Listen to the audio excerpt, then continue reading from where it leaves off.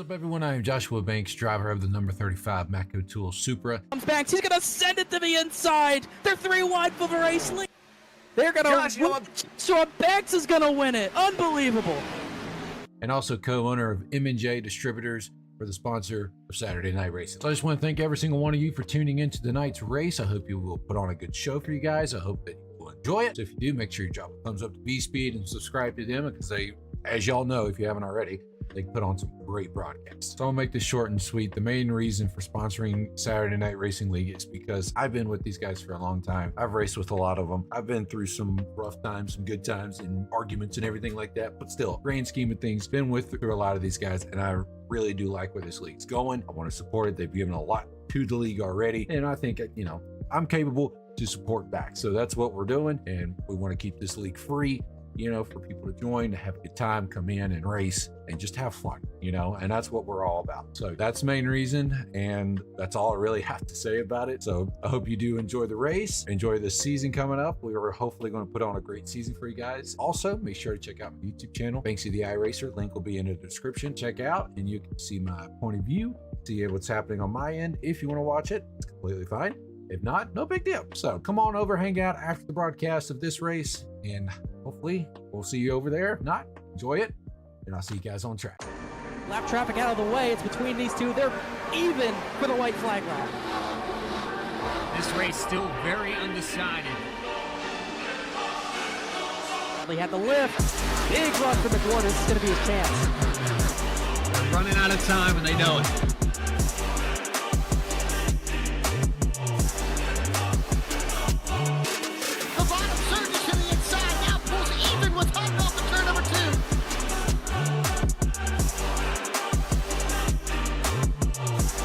Horsepower at their feet. That was a huge run for Bradley. He got back the advantage, but here comes a big dive. McWhorter might just try to run him out of room here.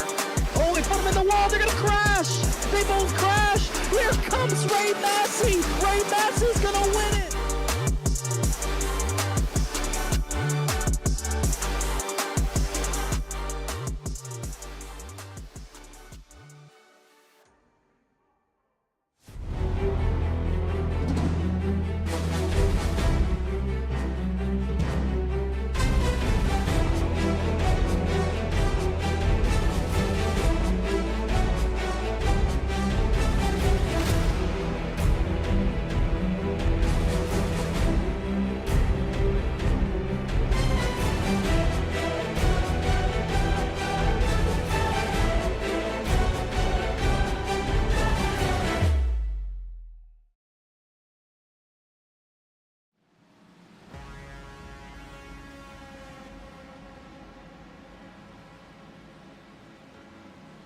Every single season has its end. And while we're not quite there yet, the regular season comes to an end. And what other place would you want to do it than Atlanta? The old version, the hot and slick, worn out version that these drivers will have to claim as their own tonight. 12 drivers get into the chase. Everyone else just going for wins if they don't make it tonight. And the cut line battle is going to be tight, and the racing is going to be even better. This is Saturday Night Racing League, presented by M&J Distributors, with help from Matco Tools. Hello, everybody. I'm Connor Horde here with you. Going to do a little bit of lead work here tonight with Logan Threlkeld helping me as color commentator. He's doing the actual work, producing this with Bradley not here. We'll see you next week, probably, Bradley. Logan, it's good to have you here for this regular season finale. A full field, just about, of about 42 Xfinity Series cars that are getting ready to roll through this track. High track temp, low grip. It's definitely going to be very, very fun to watch this mile-and-a-half track. We got this taken away from us because now it's a super speedway, but thanks, because we have iRacing, we can run this how it's supposed to be. Mile-and-a-half, every single lane being used. This should be a fun one. It absolutely should, Connor, as we've got the track map up on the screen now. Located in Hampton, Georgia, Atlanta Motor Speedway, 1.54 miles around, 24 degrees of banking in the corners, just a tad bit of degree in the front stretch across that tri-oval. Standard four-corner quad oval setup here, but most importantly, We're looking at 140 laps tonight for these drivers. It's going to be heated from start to end. 42 drivers on the field. We've got 45 miles down the pit road. We have 4 tires over the wall available, 3 green-white checkered attempts at the end if they're needed, with that 80% fuel load and the iRacing fixed setup here tonight. Big setup always going to be a little bit of a doozy. We have 4 tire sets at your disposal, and tire strategy almost always dictates the races here at Atlanta. As we're going to look at the points here, once again, this is the regular season finale. Only 12 drivers make the chase. This is the cutoff. You see it right there. Very, very tight. Chris Hodges is just barely in. Philip Brewer, Eddie Trejo, Max Cost, Brian Chambliss. Those drivers are going to have to do a lot of work tonight to try to get above that cut line. Meanwhile, drivers pretty much Joshua Banks on up, Taylor Butcher Benjamin, Bailey Turner, those guys should be all good and locked in as long as they don't have a disaster. Ryan Carwell, Case Lakatos, Miller, and Hodges, they got to make sure they have a pretty solid run and leave nothing up for chance. And for guys like Matthew Radford and Bryce Shoemaker, I don't believe it's going to be really, really tough to point in from 30 plus back, but never say never. And these drivers are going to do everything in their power to try to get above that cut line. After last week at Richmond, the points had that little bit of a shakeup. Aaron Smith took the checkered flag. Bailey Turner dominated. Aaron Smith only led 8 laps, but he got the checkered flag. Yeah, that was a fantastic race last week. Happy to be a part of it. November 2nd here at Old Atlanta, the last race of the regular season. Then we start the 5-race chase next week. That would be November 9th, actually my birthday. So I'm glad to be here, up in the booth this time and hopefully on the track next week for Darlington. And then Bristol, Talladega, New Hampshire, and finally the championship race at Las Vegas. So it's going to boil down to everything tonight for those cut line drivers above and below it. But Connor, I see we're taking the grid now. How about we get down there and see who took home our Clark Print Shop EOL or Pole to EOL award. We'll see if they decide to take up on that. We'll see if they do. That was another thing that happened last week. The Pole to EOL Challenge finally got won by Aaron Smith. So big, big money by Aaron Smith, and he did not dominate that race. It was not Kyle Peacock tonight, or at least not in this series. Tonight, the pole sitter is going to be Jeff J. Wright. He's going to try to claim that Pole to EOL Challenge presented by Clark Print Shop. As long as he takes the EOL, I don't remember if it's $10 now because it got taken up, but $10 gets added to it each week. Jeff Wright on the pole. He's all good on points, so it's not like he really needs to start at the front, and he's going to go for the money, I would think, tonight. He's always a threat at these mile-and-a-halves. These cookie-cutter type racetracks are his specialty. Yeah, absolutely, and Jeff Wright he can do it. There's absolutely no doubt, but if I do recall, after Aaron Smith winning the Pole to EOL Challenge last week, it should reset back to just $10 tonight for Jeff Wright. So kind of a toss-up on whether or not he'll actually take the opportunity to do so. But let's get through the rest of our field here. We have... My goodness, why are we all the way back there? We did have that Challenger Series. This is definitely the main event, though, after Dakota Floyd took the title in that series. But the starting lineup for the regular season finale, Jeff Wright on the pole. Looks like Jeff Wright doesn't seem to be taking the L at this point, so he might be starting on pole and just saying, oh, heck with it. Angelo Horonis will start in the 2nd position alongside the 48. A great starting position for him. Aaron Smith, the Richmond winner, will start in the 3rd position alongside Reggie Ortega. He won I believe, season 1 at Daytona. No wins in this series since. Brian Chambliss, he's been great in the Challenger Series, starts in the 5th position tonight, with Bailey Turner in the 6th position, who dominated last week, did not get the victory. Noah Mahoski in the 7th position in that black and green 03 car that you'll see later tonight. Mark Whitley in the 8th position, always a threat, always aggressive. Ray Massey in the 9th position with Michael Muncy, a different name in the top 10. A great qualifying run for the 19. Following up the top 10, we've got Joseph McWhorter in the 73, taking the 11th spot next to Dakota Floyd. Chad Klinger in the 09 will start in 13th with Chuck Sweeting to his outside. Morgan Cook in the 54 will start out here in 15th, next to Caleb Weekly in the 13. Jeremy Miller in the 30, a little bit further back in the pack than I'm sure he would like, next to his teammate Joshua Banks in 18th. Max Cost in the 63 will take the starting position of 19th, next to Kyle Peacock in 20th spot. This is the top half of the field. We got another half of the field to go through. Rob Hamp, a new name to me. He'll start in the 21st position. John Sinu will start alongside him. Philip Brewer, who's really close to that cut line, needs to get to the front in a hurry. Eddie Trejo's got to do the same. He starts below the cut line, starting 24th. Jonathan Smith usually has some good speed, but down in 25th tonight with Brandon Wallace down there as well. He was happy in the chat about a hot, slick track. Jerry Bergeron, always a staple of the series, 27th. Nick Wood, the number 39, makes an appearance in 28th. And just inside the top 30 will be Alex Bell, always a threat, but a poor qualifying effort tonight. And Bryce Shoemaker, always a staple of the series, and always sneaky fast, starts back in 30th. We'll take home the last 12 drivers here, starting in 31st position, Austin Belke next to Michael Jones. Ryan Carwile in 33rd next to AJ Stravato. Taylor Butcher Benjamin will start out in 35th next to Alec Martinez. Matt Shanoski in 37th position next to Christopher Hodges. Benjamin Richards in the 56th will start in 39th next to Jeremy Reed in the 40th position. And finally, Keith Shoemaker will take the 41st spot next to Matt Dominique as these drivers are now green. Green flag is out. Atlanta is underway. Another banger in the Saturday Night Racing League Cup Series begins. Man, Jeff Wright out to an outstanding lead right out of the gate. No surprise, usually his forte, these mile-and-a-half tracks, we talk about it all the time. They are kind of his thing, and he's showing it already. Down the back straightaway already with a 3/4 of a second lead over Angelo Horonis. Horonis probably taking things easy. This is a track that is going to chew up your tires, and you're going to see it wear out in a hurry. The track temp is not as high as it could be, though, but you're still going to see these tires get chewed up, even on the short run, as Jeff Wright leads lap number 1. First battle appearance. Horonis is going to keep second, but the battle for third between Bailey Turner and Ortega. Turner's going to take the inside line. Ortega gets that run off the high side that you're going to see so many drivers run and use to their advantage tonight as Turner starts to fall backwards. Mark Whitley wants to go now. He gets all the way to the right rear quarter panel of Ortega, but can't quite get the overlap. Ortega shuts the door, and you can see all sorts of lines already being used.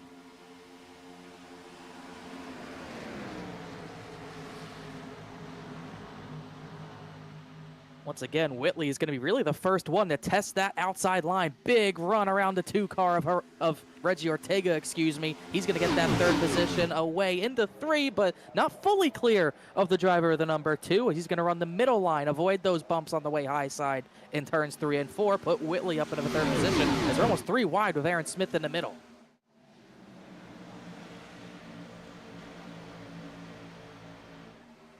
Lot of battling back here around that 10th position with Aaron Smith right in the mix of it. Joseph McWhorter, Ray Massey, Chad Cleaner, Noah Mahalski up there in the 8th spot.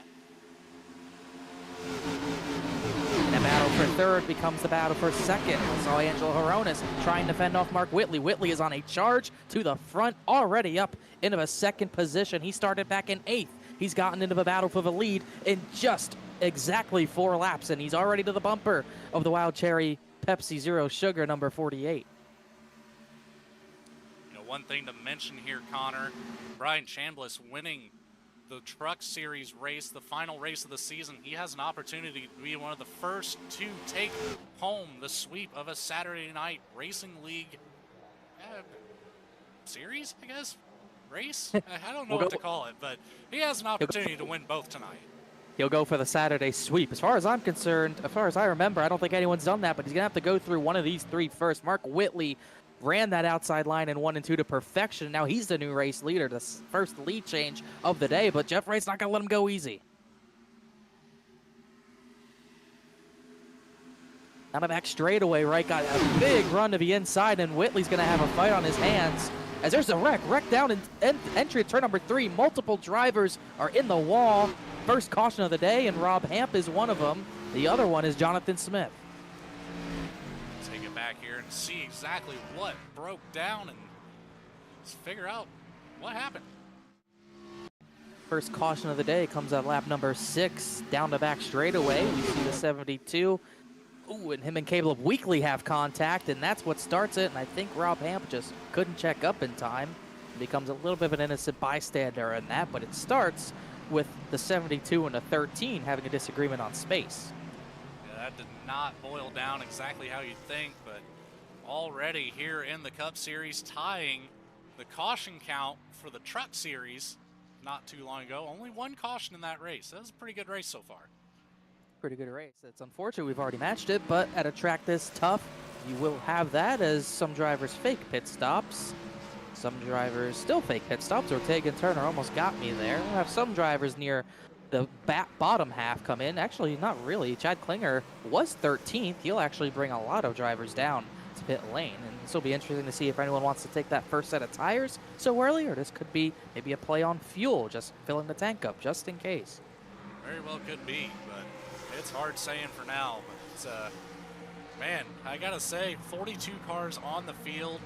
You know, a couple of them a lap down already, but man, Connor, it's really tasking my computer right now to keep up with everything. So what happens when you get a full field? This can happen, but thankfully this version of Atlanta is not that high maintenance. It could be a whole heck of a lot worse because this is definitely one of those legacy tracks, but I'd still wish it was like this in real life, but I get they had to pave it. Looks like actually a decent bit of the field came down. I did see Chad Klinger, he did take tires, but most of the people who came off of pit lane did not. I believe I saw Aaron Smith come off of pit lane, only fuel. Same for Sweeting, Banks, Morgan Cook, Alex Bell, Max Cost, a few others also came down as well. Still have about 38, 37 drivers on track. Keith Shoemaker, Jeremy Reed, and Matt Dominique did not start this race, and Ryan Carwile exited the race really on lap number 1 for whatever reason. So Hamp and Smith will get damage repairs. They'll try to get back out there, and we might be ready to get, let's see if we get 1 to green. Not quite, so this will likely be 2 to green. Well, Connor, you've been up here for at least majority of the season, boiling down here to the last race of the regular season. How are we shaping up in terms of the playoff drivers? You know, we talked about the points beforehand, but you know, we didn't really touch a whole lot on the guys below the cut line. What do they need to do here tonight to get themselves up into that top 12 and make it onto the next round? They just got to run up at the front. There's no other way to really put it. You got to be running top 5, top 10 tonight to have a chance of getting above that cut line. Guys like Philip Brewer, Max Cost, Eddie Trejo, Chambliss, those are the drivers that I'm mainly looking at that have to get up through the field and run up at the front. Chambliss is an 8th, so that's a good start for him. But as far as the drivers near that cut line, he's really the only driver running in the top 10 right now. Philip Brewer, we noted he did not start that close to the front. He's back in 33rd position, so he has a lot more work to do if he wants to get his way in on points. Max Cost, he's made pretty much every race in this series history. He's back in 22nd, so those drivers near that cut line, Chambliss is the only one threatening around that top 5, top 10 position to at least have a good run. Everyone else definitely needs to step it up if they want to jump some of those drivers inside the cut line. As we get the 1 to green, Jeff Wright has the lead. Mark Whitley will line up on the outside with Wright taking the bottom.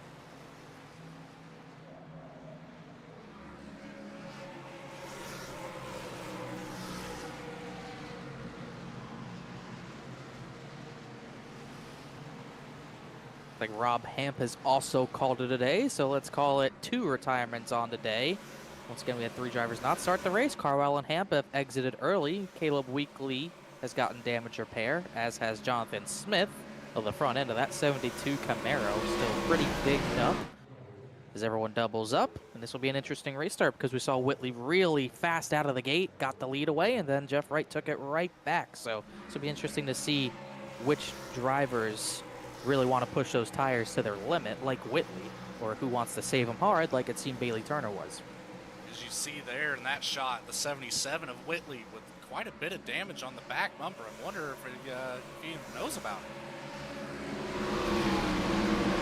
Not quite sure. I've seen that rear end damage. I'm looking back at it in my own sim, and he's had that since the start, even before the start. So maybe some initial start shenanigans happening. They're into a Geico restart zone. Jeff Wright gets away. Green flag is out, and that tire spin's going to be an issue as Whitley did not get going. Neither did Michael Muncy, but they look to be getting away into turn 1 cleanly. Jeff Wright with another fantastic restart. Obviously, the first start of the race on the flag man. All of the restarts after that post caution on the lead driver. So to see Jeff Wright able to come out here and put down 2, just there's a spin at turn number 1. Excuse me. John Sinu is destroyed down the back straightaway. The number 86. This race is still green as Jeff Wright will continue to lead, but that 86 is totaled.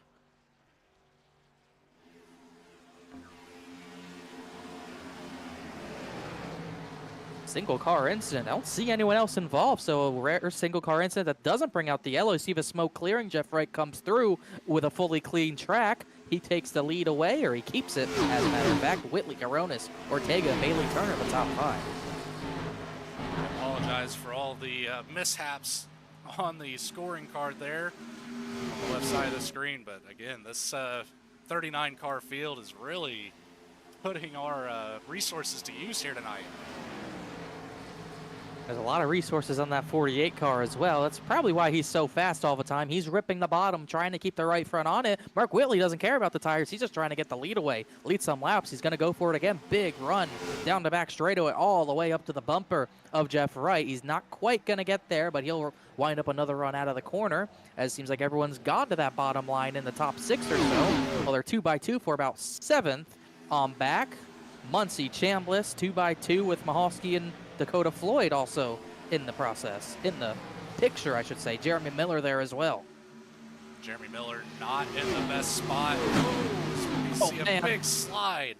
Oh, contact! Even more There goes loose. the crash down the back straightaway. There's no yellow yet, but Brian Chambliss comes to a stop. Here comes the field trying to avoid him. Somehow Trejo avoids. Everyone slows down, but there's no caution. We're still green down the back straightaway as the battle for the lead heats up. It already got spicy out of turn number 2. Dakota Floyd sideways through that corner and just did not have time to recover or the space. Unreal that wasn't a caution. Everyone did a good job saving it. Chambliss got hooked a little bit. He kind of locked it down in the middle of a track. Somehow everyone avoids him, but there was a lot of drivers who lost out big time. But meanwhile, the battle for the lead was unaffected. Whitley still running near the outside wall, almost put in the right rear end of the boards. Reggie Ortega threatening. Now he's taken third away from Angelo Horonis as Wright continues to lead, as those leaders get a little bit of a gap on the rest of the field because of that. That was very interesting to not see a caution come out, but as you mentioned, it separates about a third of the field away from the rest of the pack. 48 in the lead, trying to keep it away from Whitley. Whitley went to the bottom, just did not have a lot of grip to do that there, and the 48's going to keep the lead.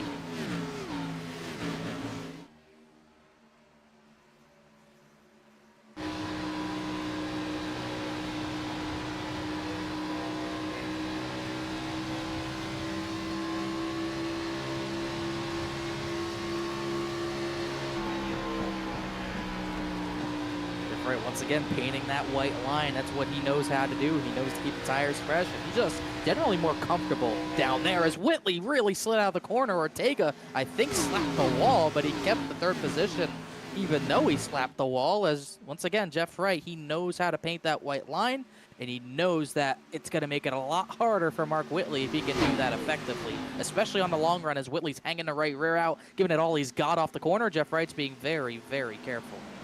He absolutely is, and I saw the 73 of Joseph McWhorter, last season's champion winner. He's a little sideways coming out of turn 2, but able to hold it down, not giving Bailey Turner the opportunity to get around him. These two always have pretty fierce battles on the racetrack. This is just going to be another one added to the collection, as both of your Saturday Night Racing League Series champions running in the top 5, of Jeff Wright leading, Joseph McWhorter, the reigning champion, running in the 5th position. What that non-yellow did really split up the field and split up all the battles, as 10th place is about 3 seconds behind the race leader, and that's really where the first battle is. Joshua Banks has come all the way from 18th to be in a battle for the top 10, but he's kind of been followed, or at least he's been driven up through here by Kyle Peacock, who's in the battle in behind 3 wide with AJ Stavato and Ray Massey across the line. This is really the first instance of a 3-wide battle that we've had so far, all the way back here towards the middle of the pack.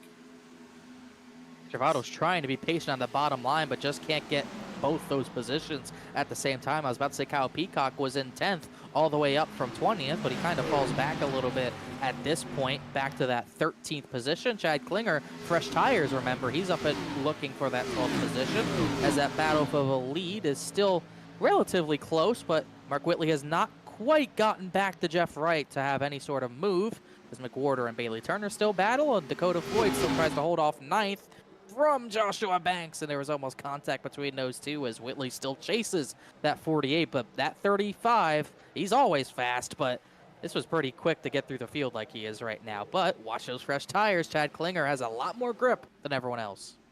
Yeah, Chad Klinger back there in that 09, that shiny blue chrome. He's just going to be able to carve up this field. He's got about a 10-lap difference. However, Joshua Banks also came down pit road at the same time, but only taking fuel. So definitely probably some sort of fuel strategy being made by some of these drivers, but Chad Klinger figured, what the heck, I'll get the extra grip to go along with it. So taking that into consideration, as we'll go 3 wide again for this 9th position. Banks in the middle, Stravato and him have history, as well as Floyd, the challenger champion, runs around across the outside. He has some help from the 09 as well, but these guys will not stop going 3 wide. Absolutely not. We see weekly battles between Stravato, Banks, Dakota Floyd, Chad Klinger. Every single race is Stravato very loose out of turn 2, held it down. Unbelievable. That was a crazy wiggle, and we're only 20 laps deep on the tires, and he is almost has such little grip that he can't even get out of the corner, as Dakota Floyd almost slapped the wall there, but he kept it out of it, as there is such little grip, even with the not crazy track temp. There's such little grip. These drivers are even struggling full throttle down a normal straightaway, as this has turned into a 6-car battle for this position. Only 97 degrees on the track. It is hot, but it's not the hottest that we've seen at Atlanta. But a little bit further ahead, the 29 is caught up to the 2 of Reggie Ortega. Angelo Ronas looking to the inside of the 2 machine. Will not have the speed off of turn 4, but he has a great line set up going into 1 and 2. Able to maintain down through the tri-oval there, though, so that might help him a little bit out of turn number 2 if he can do the same thing. He got a decent run in the middle of turn 2, but not quite enough to really challenge the 2 of Ortega, as that battle single files out for a moment for that 8th position. But as I say that, Mahalski kind of gets passed there by Joshua Banks, who gets the 8th position away, slides up in front of the 03, almost got his teammate Miller, but not quite able to do so. Estevalo's going to try to follow on through as we begin lap number 26. Mahalski all over the back bumper of the 35 of Banks. Banks looking to catch the draft of his teammate Jeremy Miller up there in the 30 car.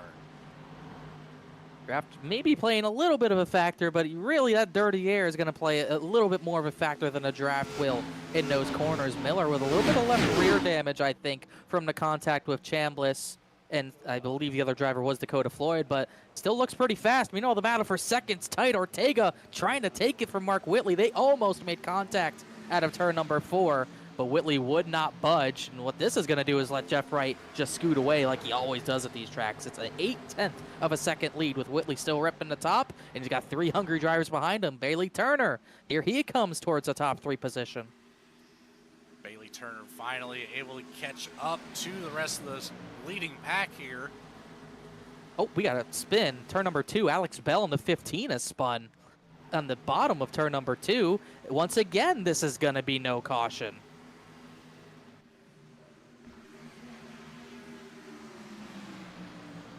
That is 3 incidents in this single run that has not brought out a yellow. Meanwhile, that battle for second is subsided. Ortega had a look, could not do it, so Whitley is back clear for the runner-up position as that battle is turning. That battle between 6 cars is turning into a battle for 7th. Oh, there's contact between McWhorter and Joshua Banks. They sorted out before the entry to turn number 3. Backslides up the track big time, almost hits Miller in the 30, but he does get the position from the 73. Contact, crash, McWhorter spinning down the front straightaway. Still no caution. There is no caution whatsoever. Unbelievable. 4 incidents on 1 run, and none of them are a caution. So McWhorter's going to have to get his car back going, and now he drops out of the battle. That was such a good battle up there for around that 7th position. Unfortunate to see, but man, the race carries on. As you said, no caution. Jeremy Miller, Joshua Banks, AJ Stravato in the wall across the tri-oval. So I've seen this level of low grip with the car of tomorrow, like the 2011, 2012 Cup cars. Seeing this with the Xfinity cars is crazy. These guys can't even go in a straight line without hitting the wall in the tri-oval or down the back straightaway. Banks had a big slide. Here comes Travado now looking for what is the 7th position, while that battle for 2nd has gone to Reggie Ortega in the meantime while all that craziness was happening. Whitley starting to pay the price for running that high line, and he almost did it again, somehow not hitting the wall, but he's going to lose 3rd now to Angelo Horonis, almost certainly. Bailey Turner will be next in line. Yeah, if Whitley keeps running that high line, his tires are just going to get chewed up horribly. You see him wiggling out of turn 2 again. You have to think maybe the aero damage on that back bumper is coming into effect here with the tire wear. You would think. I mean, with my experience, usually the back bumper damage is pretty much the iRacing symbol of death, pretty much ending your race when you get it. So the fact he's actually been able to hold on this long has been pretty impressive, but it's not going to last too much longer. And you wonder how long these drivers do want to stick it out. This is probably without the drivers who, not counting the drivers who topped off, this would look to be probably a 3-stop race. You can probably only make it 45 to 50 laps on fuel. Well, saying those numbers, it might be close to a 2-stop. So those drivers who topped off, maybe they're in a good spot, but will the tires last 45 to 50 laps? So far, I'm not seeing it, as here comes Turner looking for 3rd. I feel like it all depends on where you're at in the field and how much battling you have to force yourself into. Bailey Turner sliding up to the high side. Mark Whitley wiggling out of the corner. If that doesn't happen, I feel like he's got an inside run on the 24 machine. And that's Bailey Turner saying, all right, I'm faster than you. I'm not wasting any more time. He slid up right in front of the Harpoon Racing Design 77 and was able to get that pass done. And now Horonis kind of got stuck behind Whitley. Turner makes the pass instead, and now the 29's going to have to find a different way around. He's going to look to the outside line. Whitley goes a little bit further down the racetrack, which is not what he was doing earlier, but look how much he's struggling. He is smoking the right rear tire off of turn number 2. Incredible that he's able to hold on to that, but you can see him fading. He looks horrible. That 77 looks evil right now. Travado gets by. Miller's going to be the next one to take a look. And meanwhile, it's all calm and dandy at the front. Jeff Wright on 1.1 second lead over Reggie Ortega. Yeah, that gap does not look like it just be 1 second. It looks much greater than that for Jeff Wright. But, again, I mentioned it in the Truck Series race. My favorite saying is consistency is key, and Jeff Wright is the most consistent driver on the field right now. Obviously, with a lot of help from not having any sort of aero block. Mahovsky and Miller, excuse me. Noah Mahovsky and Jeremy Miller have crashed in turn number 3. This is going to be number 5 if there's no yellow for this. They both crashed into the outside wall entering turn number 3. I think Miller's trying to make it to pit road, and he can't quite do it. He's going to have to go around another lap. So once again, another non-caution for a crash, and we'll see the V-Speed Instant Replay presented by M&J Distributors. What happened here, Miller tries to get up, and Mahovsky gets into him. How is that not a caution, Connor? Unbelievable. It just, something about the angle your car has to spin out for it to be called a yellow. I'm not sure about the iRacing math, but apparently iRacing math equals no yellow for all 5 of those incidents we've seen tonight. What this is doing is making competitors drop like flies. McWhorter really fast. He's got some damage. Jeremy Miller just got totaled. He's going to be taken out of this race. Mahovsky, the same thing. Caleb Weekly is a lap down. He's actually gone multiple laps down. This is really just keeps spreading the field out more and more. Meanwhile, through all this, Mark Whitley's dropped to 6th. Horonis is 5th. And AJ Stravado is starting to crack the top 4 positions, looking for a top 3. Let's see this time by the fastest drivers on the racetrack, at least in the top 5. Jeff Wright, a little bit faster than Reggie Ortega, but Bailey Turner a little bit faster than Jeff Wright.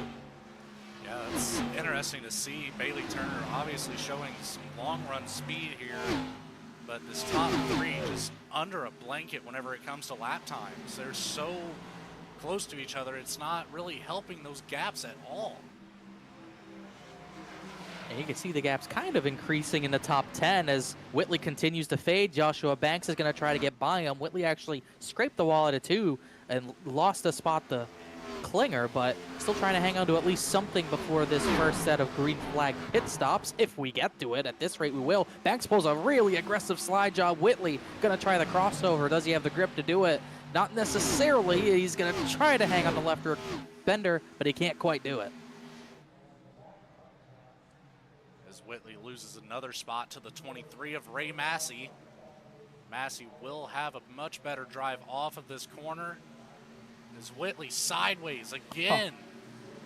You could see the wheel work even from here. You could see these drivers just absolutely fighting the steering wheel off of every corner. Even through the tri-oval, they're fighting it. You can see that groove still moving up, even though these drivers are so out of control. That groove is still near the high side for Whitley. As you can see him pretty much turning right to go left, which is something I learned, 18 years ago at this point. As Whitley's learned it pretty well because he's had to do it for 2/3 of this run pretty much at this point. As that battle for second, another driver showing long run speed. It's Stravato, but he just hit the wall. As Whitley's in the wall. That's a big hit into the wall, in the tri-oval, in the dog leg, slammed it, and that's gonna do big damage.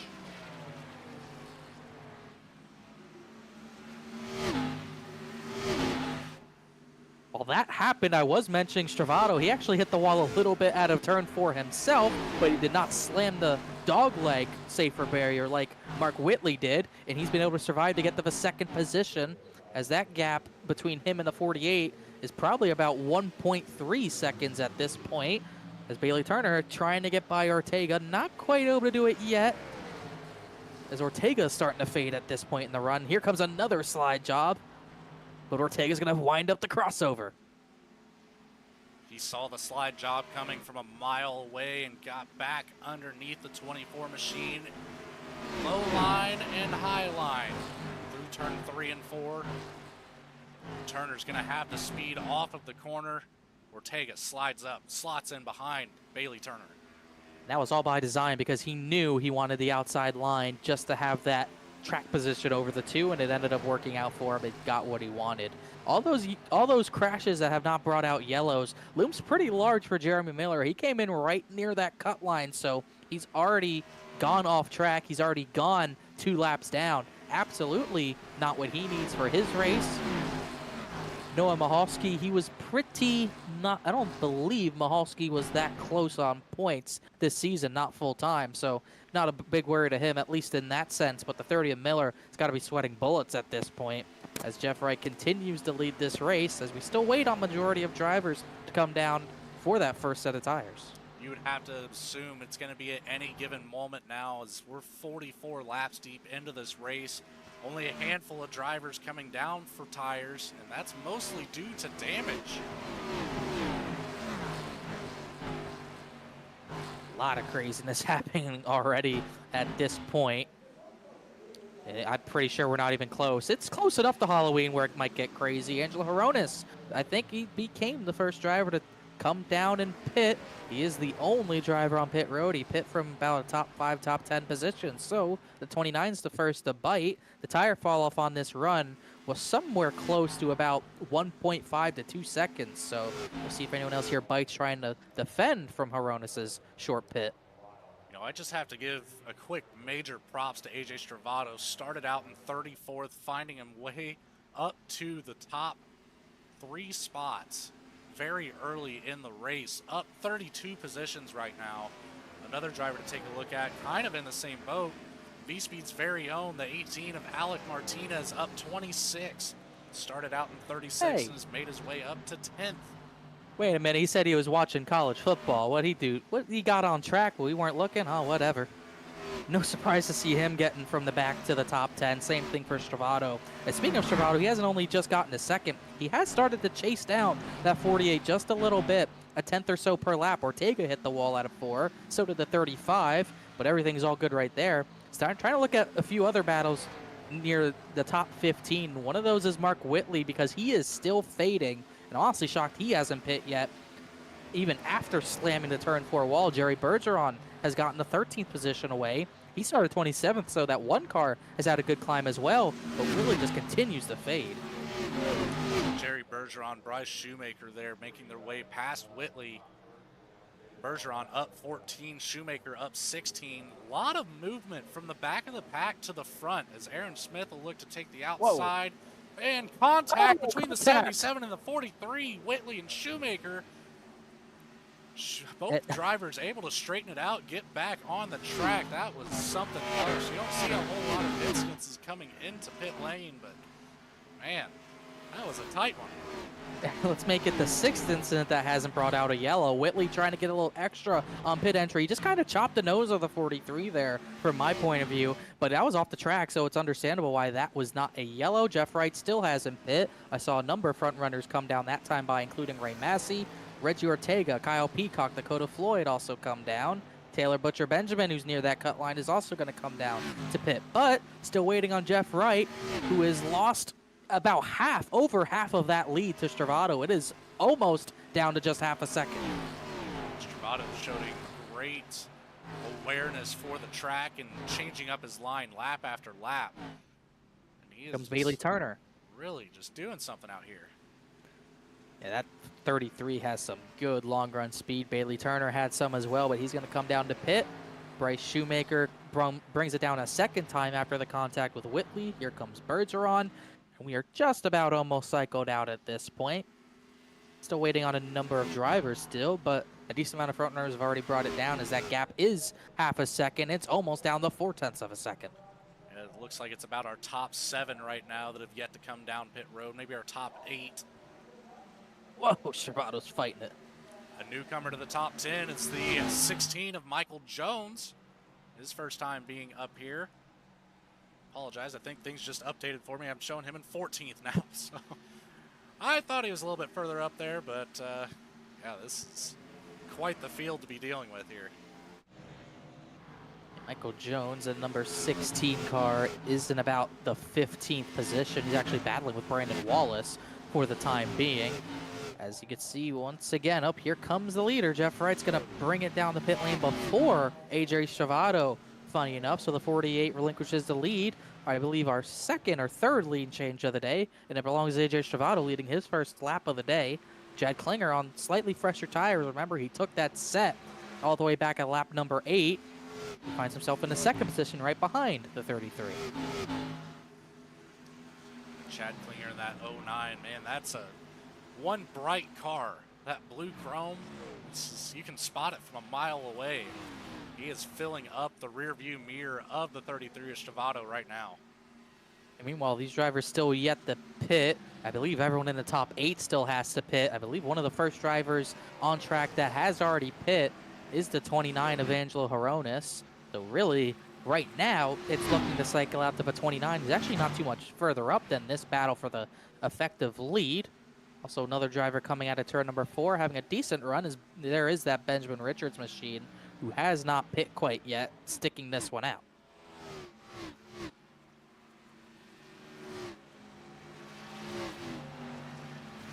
We had some more pit stops there. 33 is in. Chad Klinger stays out. He keeps the lead. Joshua Banks is also not pit quite yet, nor has Alec Martinez, as these drivers are stretching this fuel.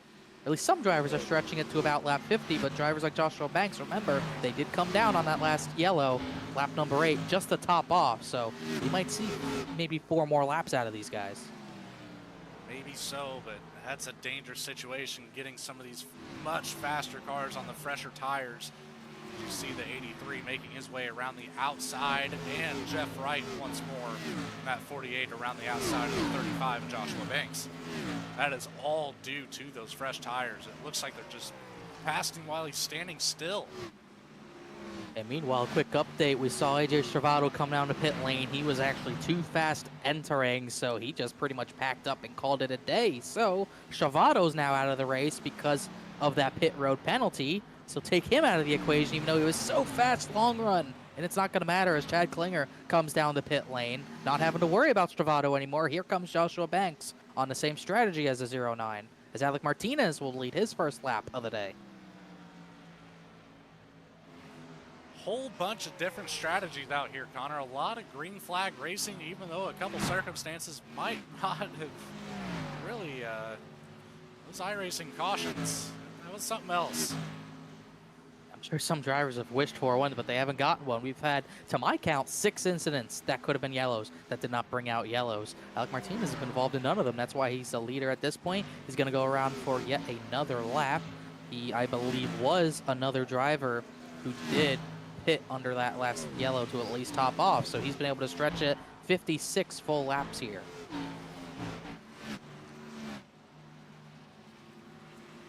Keep an eye on that 5th position. That is the 6th position, I should say.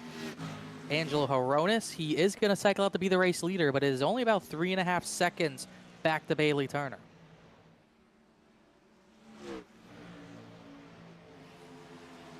Bailey Turner with Ray Massey all over his back bumper here. Reggie Ortega right there in the picture as well. Like you said, they do have to catch up to the back end of the 29 of Angelo Horonis.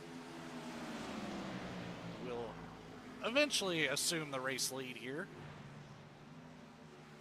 Even his tires are starting to fade at this point. He's running 32.5s, which is not much faster than what his tires were running at the end of the previous run. But that short pit does end up getting him the race lead, at least for the time being. He ran a 32.587 last time by. Bailey Turner a full half second faster than that.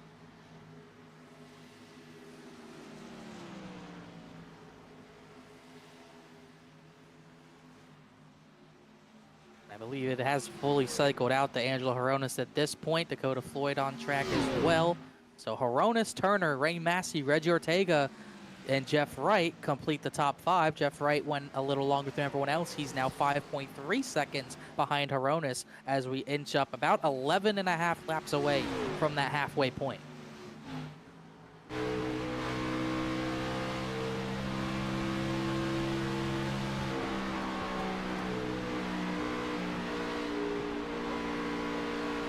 See 3 and 4 how much Horonis is struggling just trying to find any sort of grip, and he almost ran out of racing room to get off of turn number 4, something we saw the 33 and the 77 do already in this race as he's struggling to get by. I believe that's the 89 of Austin Belke, tail end of the lead lap in 24th position as that 24 continues to reel that 29 machine in just a little bit more.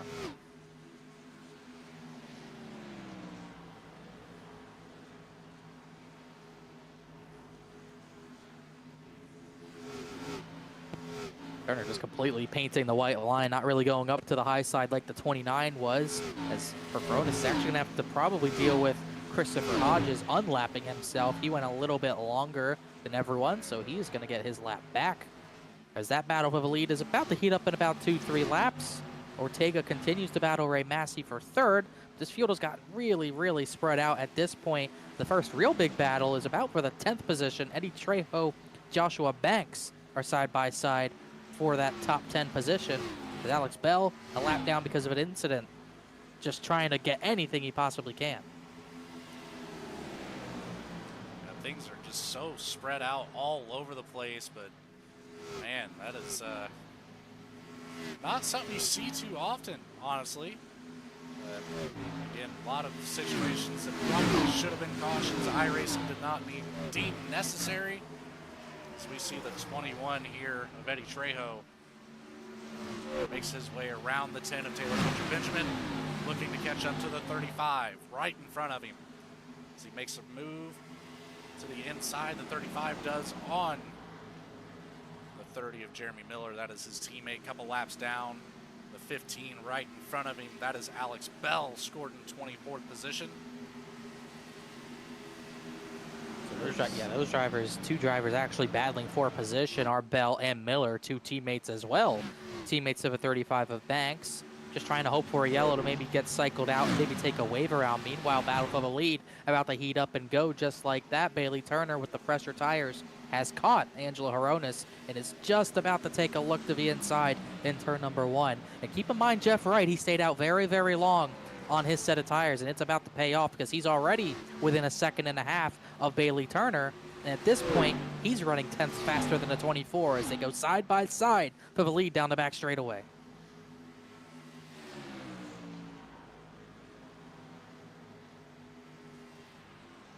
Turner, too much grip for the 29 to handle over the bumps. Horonis does not have the grip. Bailey Turner, the new race leader on lap number 64.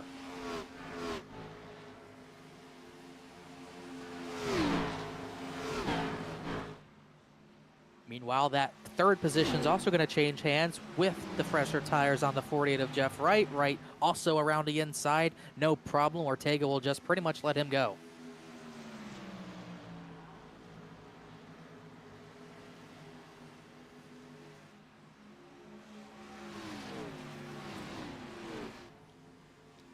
Five more laps to halfway. Bailey Turner, the new leader. So top five, Turner, Horonis, Wright, Ortega, and Ray Massey.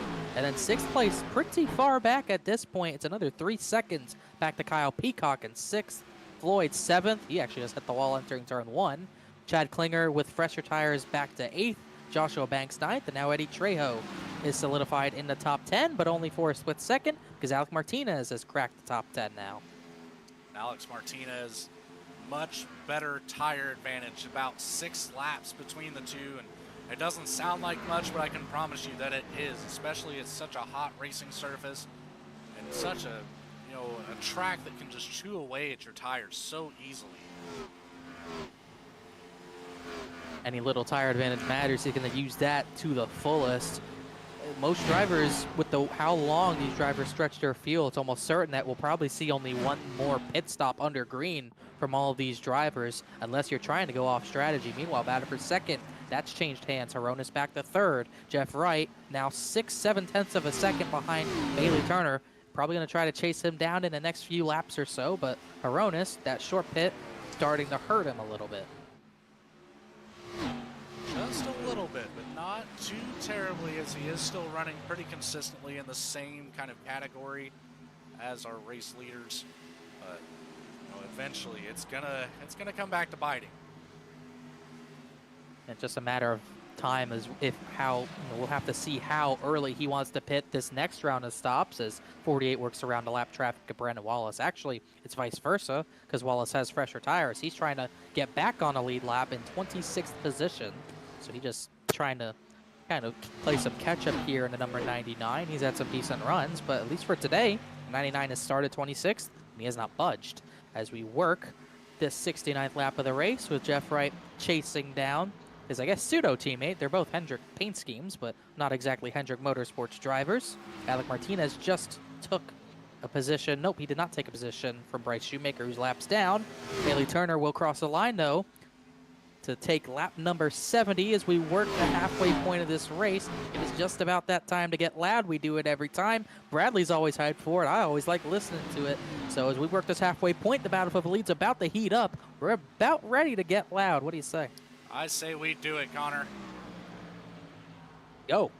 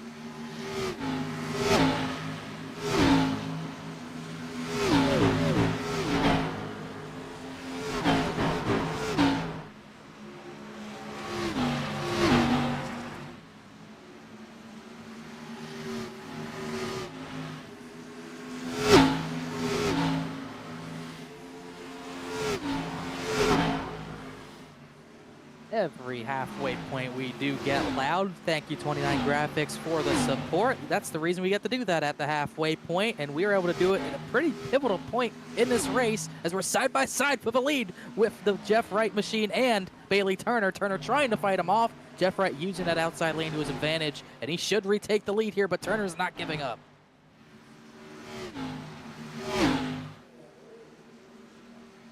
Just not quite able to handle it. Jeff Wright back to the race lead.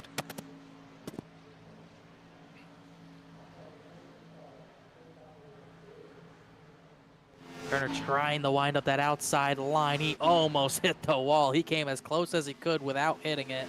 Gets a good run on the 48. He's going to dive back to the inside. What a move.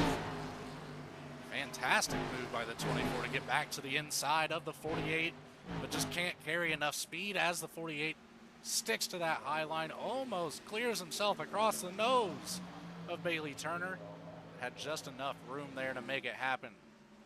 I think he tried to shove him up the track, that or he just completely missed the corner on accident. But either way, he tried to get that 48 back behind him, but not quite able to do it. And we'll see if Jeff Wright can maintain this lead and maybe stretch it out. So Turner back to second, Reggie Ortega to third, Massey's fourth. Angel Horonis has slipped back to the fifth position in the meantime. He's actually right in front of Michael Jones, who is first driver one lap down in that 24th position. Talk about a clean race, Connor. We mentioned early on tying the one caution that the truck series had just a few minutes before this one started. And it is it's been nothing but clean and green here for about, 65 laps or so? Just about. We had the caution at lap number 6. We went back green on lap number 10 coming to 11. So yeah, about 66 laps at this point. We've gone fully green. We've had our bumps, we've had some slides, but for the most part, we've seen a lot of good racing, especially at the front of the field. Battle of the lead hasn't gone away quite yet. I personally don't think Turner's going to be able to get him back at this point, as McWhorter's going to try to get one of his 2 laps back at this point. But Turner is keeping tabs on the 48 at this point. Here goes McWhorter. Fresh tires, you're going to get a good view of how much they matter.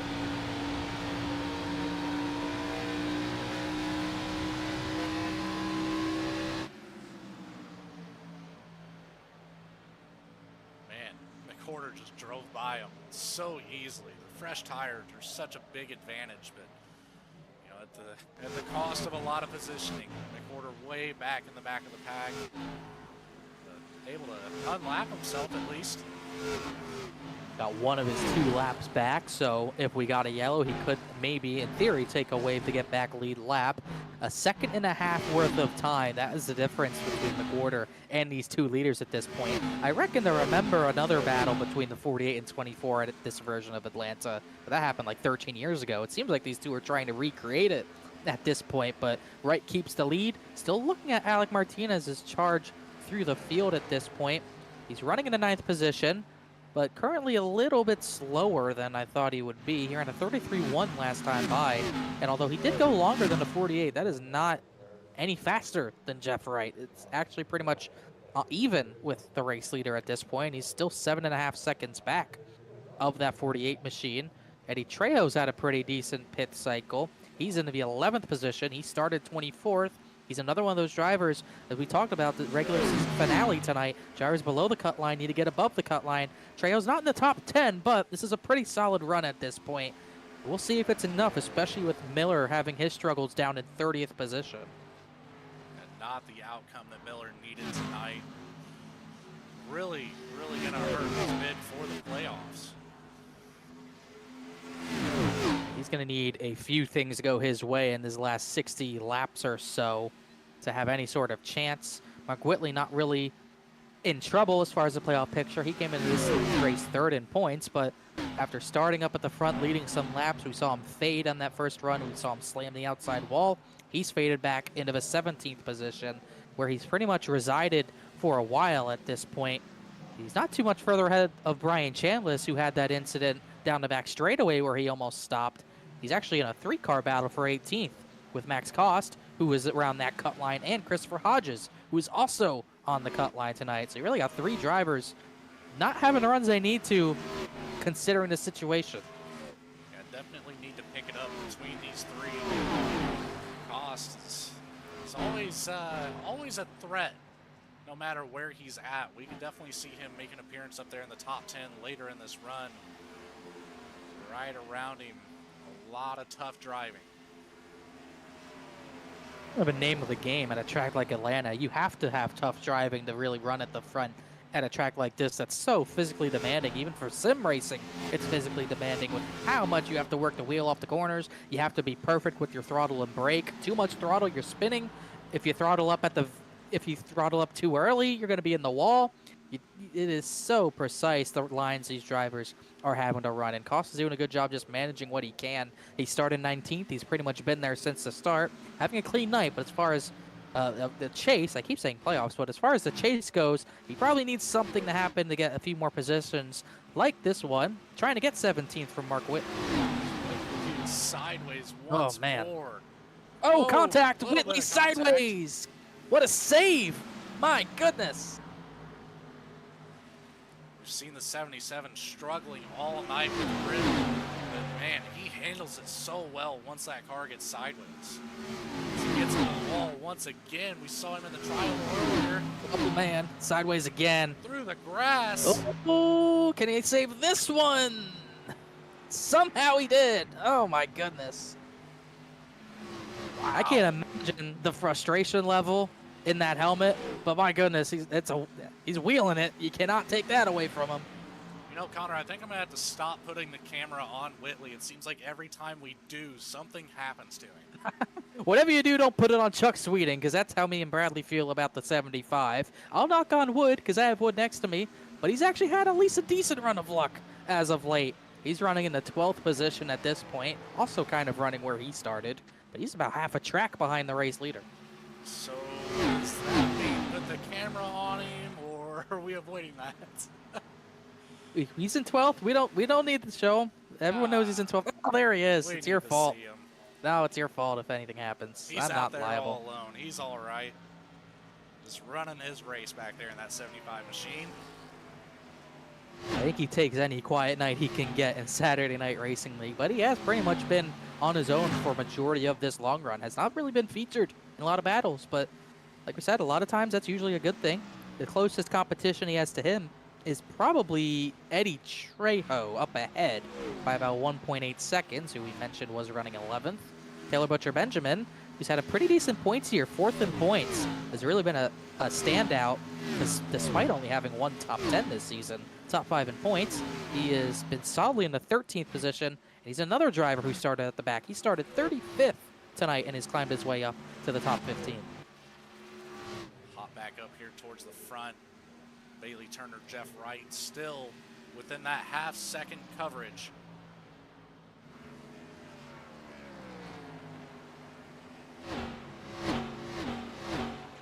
Turner not letting the 48 go. With how important fresh tires is, one lap of an undercut could make the difference in this race, but especially between these two. They've separated themselves from the rest of the field on this previous set of pit stops. Reggie Ortega is now third, 2.5 seconds back of Jeff Wright, puts him 2 seconds back of Bailey Turner. So that 2 car is actually about to have a handful with the 09. As I say that, they're running similar laps. But like I said, these top 2 have really separated themselves. It really only takes one driver undercutting or maybe one driver going too long on fuel to the point of that could end up getting these drivers the race victory. It very well could, and it's all going to come down to strategy, as this race has been nothing but green flags since lap 10. It's really boiling down to be a good race overall. It's been a great race overall. So many battles throughout the field. Jeff Wright is leading at this point. Bailey Turner hot in pursuit, separated by a half a second with pit stops coming in just a little bit of time. We'll be right back with Saturday Night Racing League, the regular season finale in Atlanta. What's up, everyone? I am Joshua Banks, driver of the number 35 Mako Tool Supra. Comes Banks, he's gonna send it to the inside. They're 3 wide for the race lead. They're gonna so Banks is gonna win it. Unbelievable.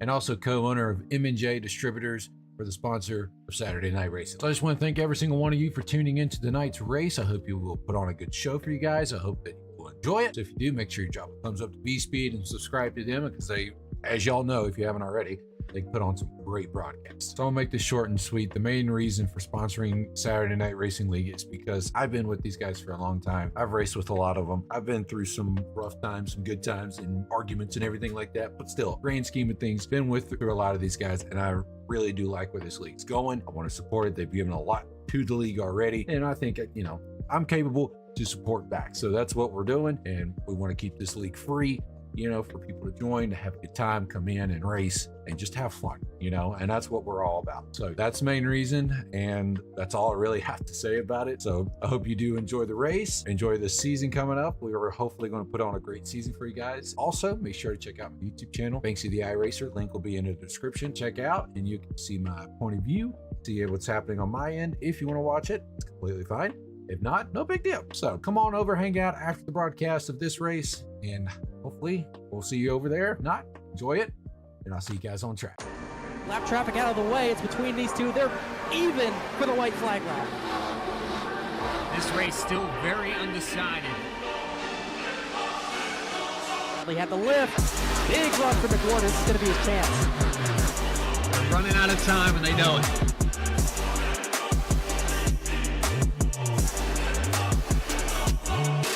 The bottom surges to the inside, now pulls even with Hutton off of turn number 2.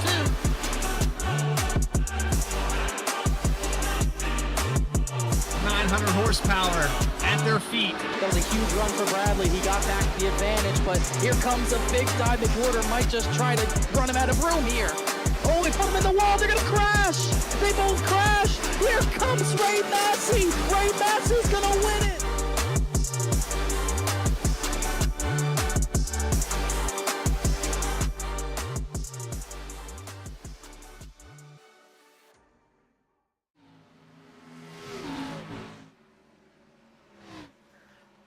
Back with 46 laps to go from Atlanta, the regular season finale, the final race before the Saturday Night Racing League chase, and it's been a absolutely incredible race. One caution, a decent amount of incidents that have not brought out the caution, and we're still waiting on the final pit stop of the race under green for a lot of these drivers.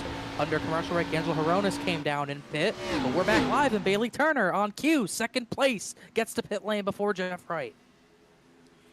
You know, it worked out for Jeff Wright on that first pit cycle to stay out a little bit longer, finding himself up here in the #1 spot. Took him a little bit longer than we would expect, but I would assume that he's going to pull the same maneuver and stay out as long as he can until he's forced to come down and take a fresh set of tires, and then hopefully just have the best tires in the field. I think that's got to be his plan. Pitting right after the 24 would probably just be bad at that point.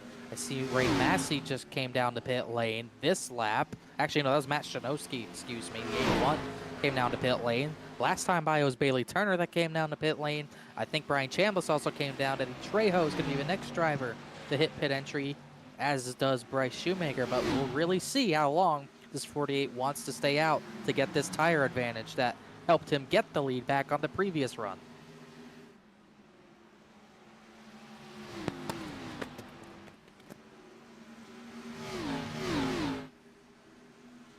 Once again, like we mentioned, it was Angel Horonis who was really the first driver to set off this cycle of pit stops with a really short pit. That's probably going to put him on the fence with fuel. So things should cycle out to him at the initial ending of the green flag pit stops. But watch the 24, 48, and 2 to probably pass him at a certain point. I don't know about you, Connor, but I think our closest battle on the field right now is the 54 of Morgan Cook, looking to get up to the back end of the 44 of Philip Brewer. It's pretty silent around the racetrack in terms of battles, though. A lot of the battles are just getting on pit entry. I think I saw Nick Wood get a penalty for missing pit entry, but he's going to roll into his box anyway, so the 39 will go a few more laps down. Saw Philip Brewer hit the wall there a little bit. He's another one of those drivers that really needed a good night to solidify his spot in the chase. He really hasn't had that tonight, although he has stayed out and put himself in the 5th position, yet to make a pit stop. Meanwhile, Jeff Wright, the race leader, he came down the pit lane as we're 3 wide out of turn number 2 just about. Race leader came down to pit. Joshua Banks will go even longer on his set of tires. He took over the race lead. Joshua Banks not clear by any means of other cars on the track, surrounded by a bunch of them. There goes the 2 of Reggie Ortega on the low side, unlapping himself. Just waiting for Banks to come down pit road.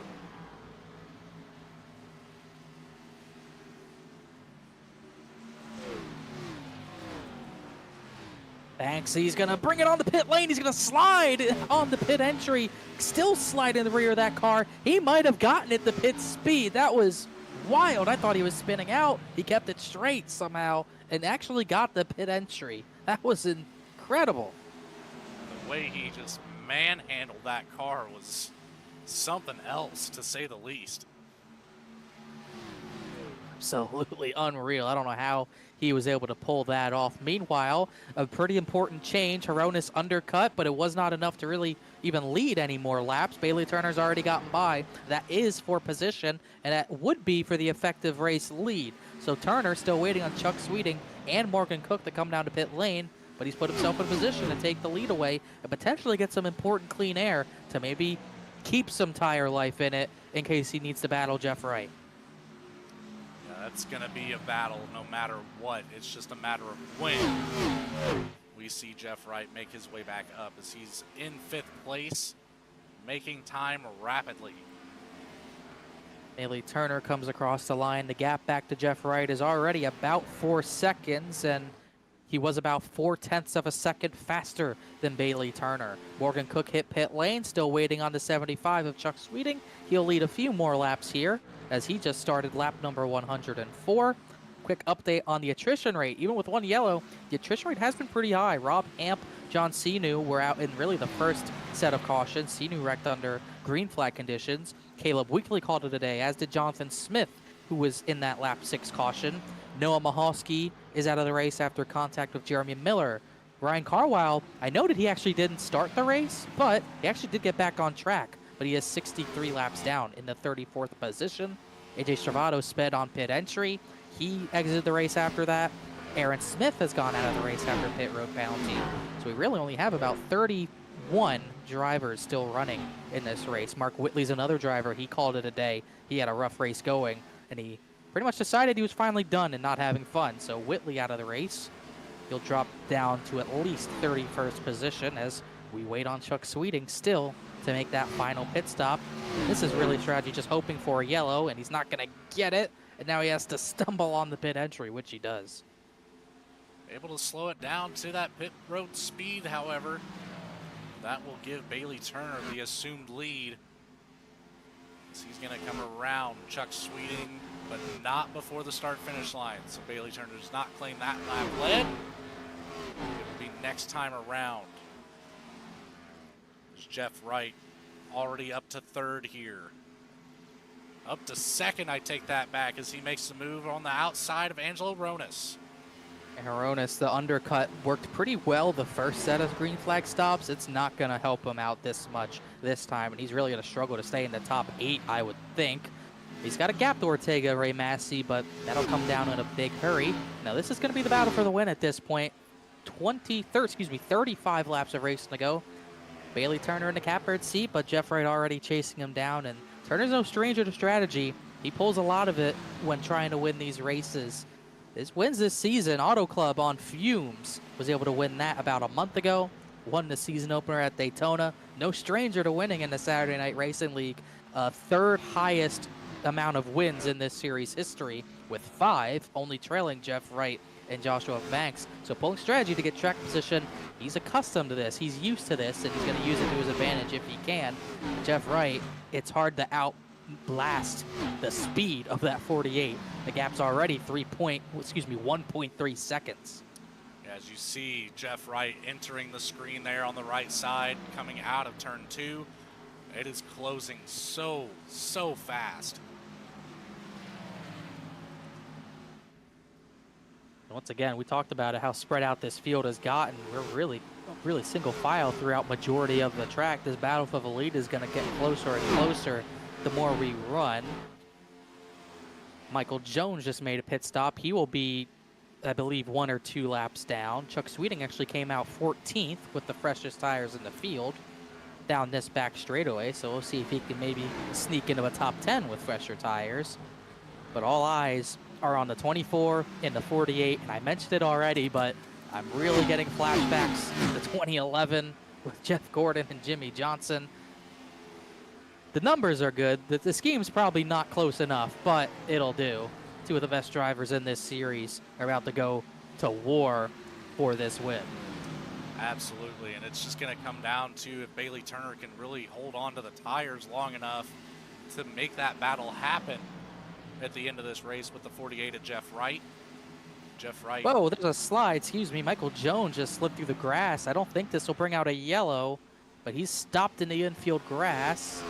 He had a huge moment out of turn number 4 and somehow kept it out of the wall. Once again, let's make that 7 incidents that have not brought out a yellow. That could have been a yellow. We stay green.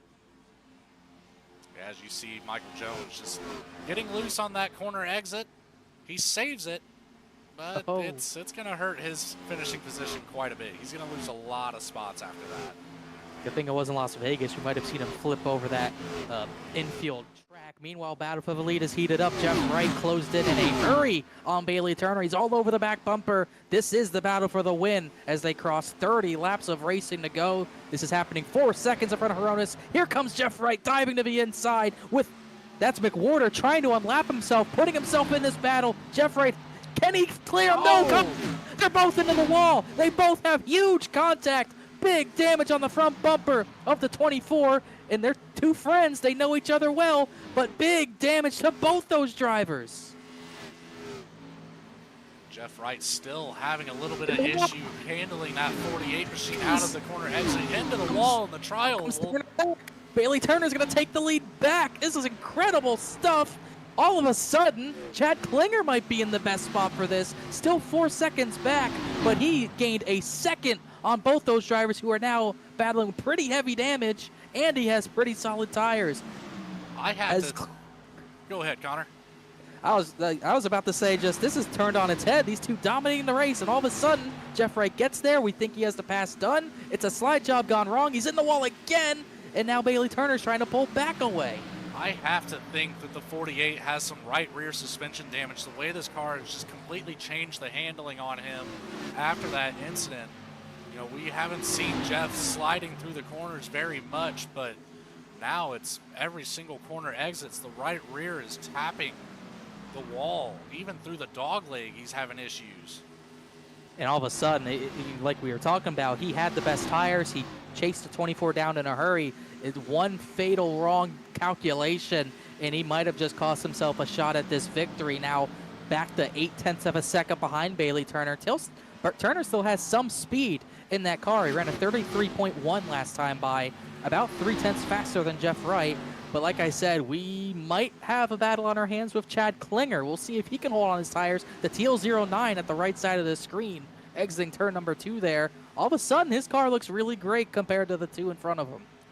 Yeah, he absolutely does, as that gap is closing rather rapidly. He was just at 2 seconds back from Jeff Wright, and he's shaved off 0.3 of a second. And it's going down even more as we speak. You know, while all this has happened, we do only have 19 drivers on the lead lap, and one thing that could decide this race is lap traffic. Who knows? Maybe McWhorter going to be inside of the 48 spooked Jeff Wright. It's too hard to tell until we maybe get a chance to talk to at least a few of these guys if they finish top 3, but that could have played a factor there.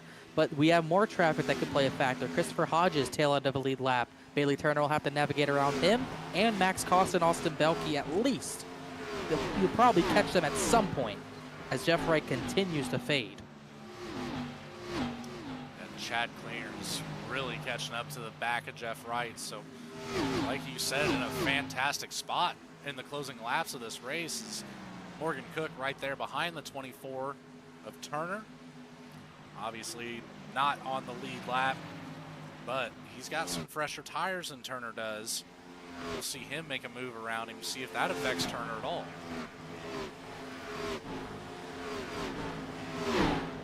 And I think Bailey Turner is probably thinking he's pretty lucky because he's damaged, but his times are still good enough to where maybe Chad Klinger is not as big of a threat as he could have been. Meanwhile, on the other end of things, Jeff Wright, that rear end damage, and like you said, almost likely suspension damage, has ruined that 48. So dominant for so long, and it's fading away at the wrong time as Chad Klinger is about to put him back to the 3rd position, as this is going to be a pretty easy pass for Chad Klinger. And now, all of a sudden, clear track between 1st and 2nd. We'll see if Turner can hold on to the lead or if Klinger can use this advantage of having that fresh air on the front nose of that 09 and close up this gap at all. Currently sitting about 2 1/4 of a second back from Turner. Not making as much headway as he did on Jeff Wright.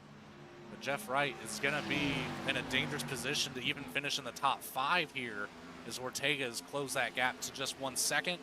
Ray Massey shortly behind him. Angelo Ronas within 3/10 of Ray Massey. Alec Martinez right next to Angelo Ronas.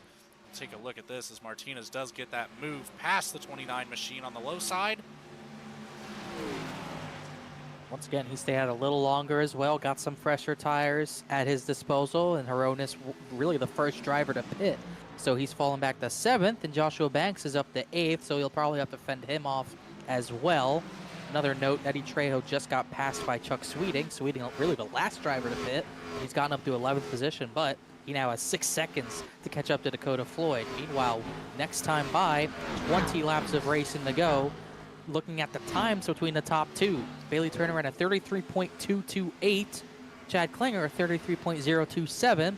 0.2 of a second per lap would do it, but can he keep that advantage? That's going to be the question with 20 laps of racing to go as that battle for 5th starts to heat up.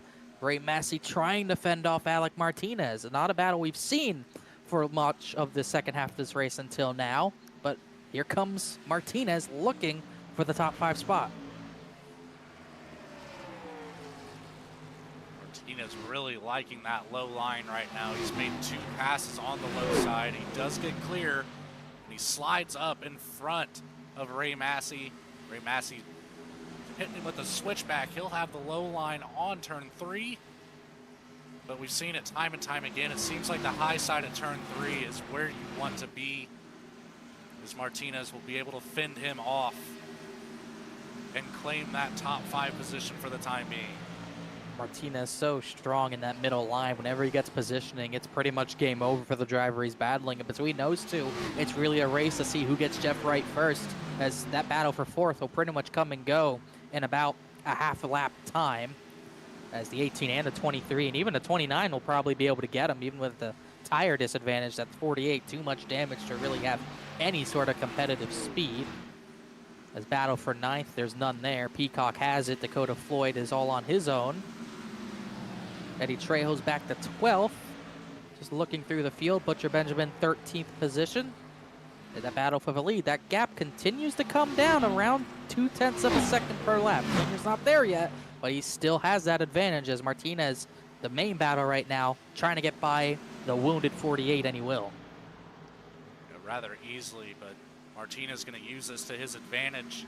Puts that 48 between himself and the next fastest car. Ray Massey, Joshua Banks behind him.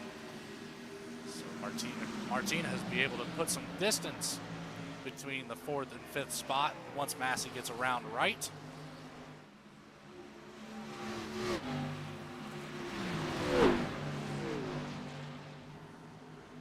Last time by, Bailey Turner once again 0.2 slower than Chad Klinger, so that these tires are not evening out quite yet as Massey gets around Jeff Wright. Here comes Joshua Banks to get that position away from the 48 as well.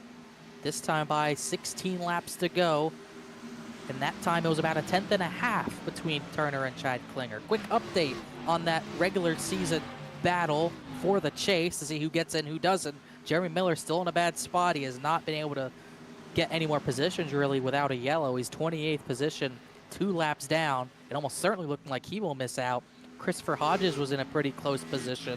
The number 51 is running in the 18th position at this point. Eddie Trejo, a solid night. He could potentially outpoint the 30. He's running in about the 12th position. Max Costin, the 63, always the staple of consistency, and he's pretty much ran where he started, but it might not be enough. He runs 17th position. Caleb Weekly needed a good run. He's out of the race. Brian Chambliss needed a good run. He got in an incident early.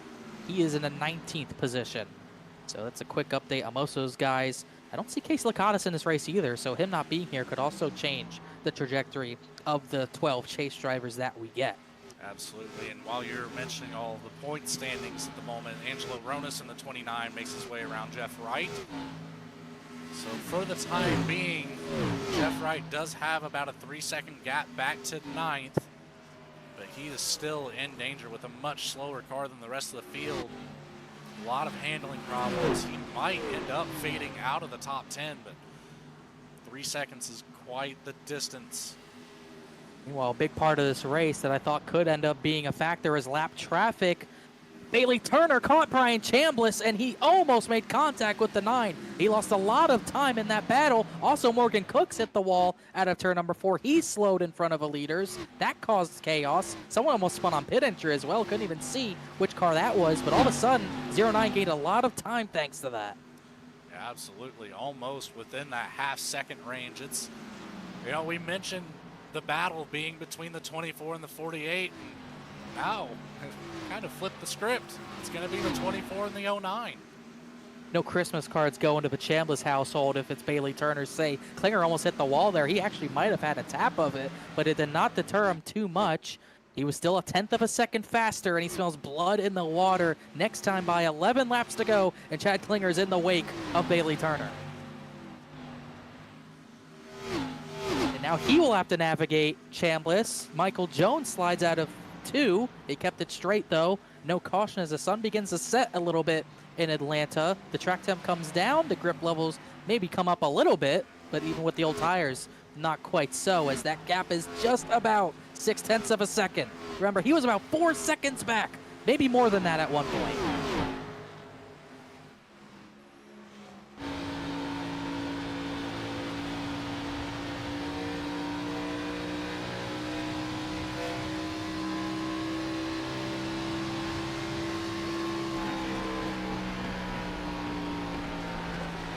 You can see him, he is stalking his prey, and even in the dirty air, he is still gaining on the 24, but he's giving it everything he's got. He almost ran himself out of room again, but it was a big gain that time, about almost 0.2 of a second that time. He's gonna get there. It's just a matter of, we always say this, every single race it seems like me and Bradley say this, catching is one thing, passing's another. Can Chad Klinger do it?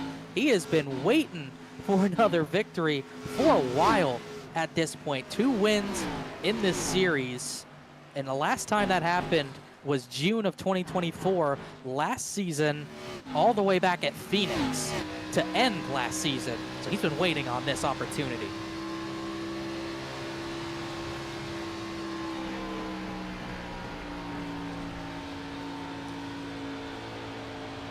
He would become the 7th different Saturday Night Racing League driver to get the 3 wins.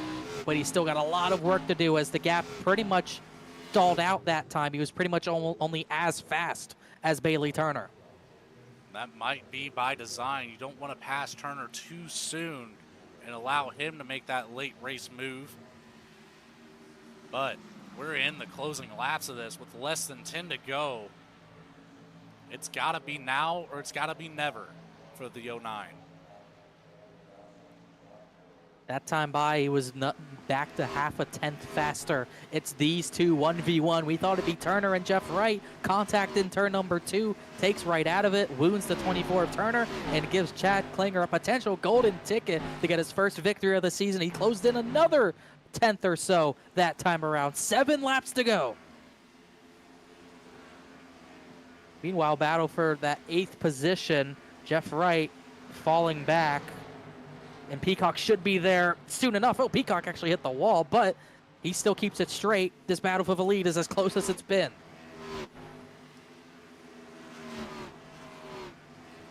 Now within 0.2 of a second. He dove hard into 3 that time, trying to get to the bumper, trying to loose up the Celsius Camaro. He has a run off the corner. The draft is playing into his hands. 6 laps to go. Chad Klinger is there.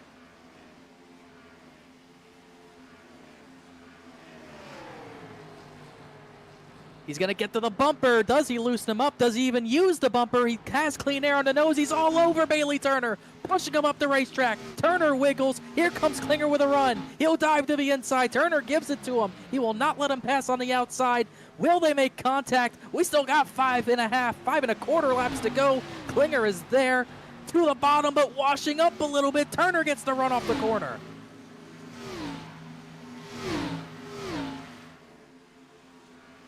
Meanwhile, Kyle Peacock, Dakota Floyd, they'll pass Jeff Wright. So Peacock 8th, Floyd 9th, Wright 10th, Turner up the track. Klinger, big run on the bottom of the track.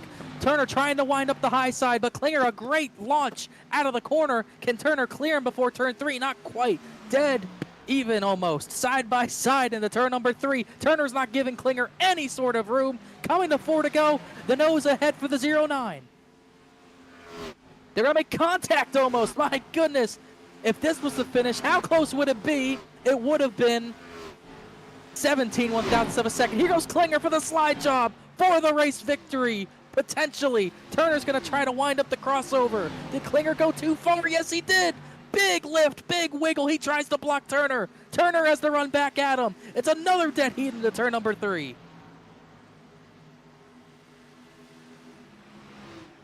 Turner washing up the racetrack. They made contact that time, and that could do it. We'll see. Coming to 3 to go. Chad Klinger clear for the race lead. What an intense battle up here for the top spot. Chad Klinger, as you mentioned, was at 1.4 seconds back from the leader, but now putting distance on and distance fast.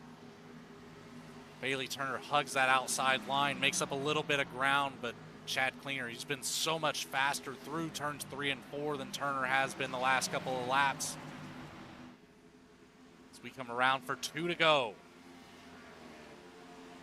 Battle for the 8th position is going to heat up. Floyd and Peacock are actually battling it out as Jeff Wright's gone back to 10th. 2 laps of racing to go. If Bailey Turner has anything left, he's got to lay it all on the line, but just doesn't seem like he has anything left. But what a turn of events. We talked about it. This was a 24 and 48 race. Turner hit the wall there, but he kept it straight. We thought it was between those two. Chad Klinger comes out of nowhere, almost like last week, where Turner dominates and it ends up going into Aaron Smith's lap as these two slide off the corner. Tonight, it's Chad Klinger trying to play the role of Aaron Smith as he's out of turn number 4 to the white flag. One more time around Atlanta for Chad Klinger as this battle for 8th will pretty much end. Dakota Floyd by Kyle Peacock. Turner trying the high side. He has nothing left to fight with. An incredible final run to this race. Chad Klinger came from over 5 seconds back. A little drama to help him out, but he's going to come to the checkered flag for his first win since Phoenix in June. Chad Klinger, for the first time this season, wins at Atlanta, outdueling Bailey Turner. Man, what a fantastic drive. Only the 6 laps led, but the most important one, the very last one. The one he'll cherish the most. Maybe the win he's proud of the most, because he had to fight for it. Ortega, Martinez, Banks, the top 5. Massey, Horonis, Dakota Floyd, Peacock, Jeff Wright, the top 10. Sweeting, Trejo, Butcher, Benjamin, everyone else finishes. But not everyone saw how incredible of a battle that truly was. What a fight. You can see the congratulations from a bunch of drivers going towards the 0-9. Teal Machine gets one for the first time this season with Sherwin-Williams on the hood. I think we'll see some burnouts. And I think if iRacing had it, these tires would pop pretty quickly.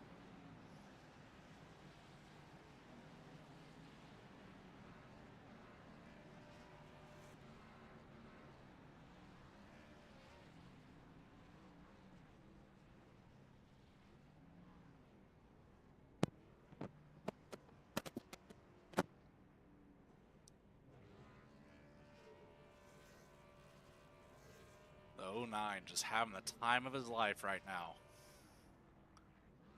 And he has not missed many races. He's ran pretty much, this is his 8th start. And he came in tonight 30th in points with just 2 top 10s to show for it. Whatever he's felt about this season, he might have just righted all those wrongs as he completes his burnouts. Another incredible race in the Saturday Night Racing League. What an incredible finish. Chad Klinger, the victor. We'll go through the finishing results right after the break, and we'll talk with the top 3. And what a battle that was. We'll talk to the race winner. We'll talk to Bailey Turner, who's on the losing side of things. And we'll get to talk to Reggie Ortega as well. Stay with us right after the break. Those interviews and the results will come up. This is Saturday Night Racing League from Atlanta. What is up, everyone? I am Joshua Banks, driver of the number 35 Matco Tool Supra. Comes Banks, he's gonna send it to the inside. They're 3 wide for the race lead. They're gonna Joshua Banks is gonna win it. Unbelievable.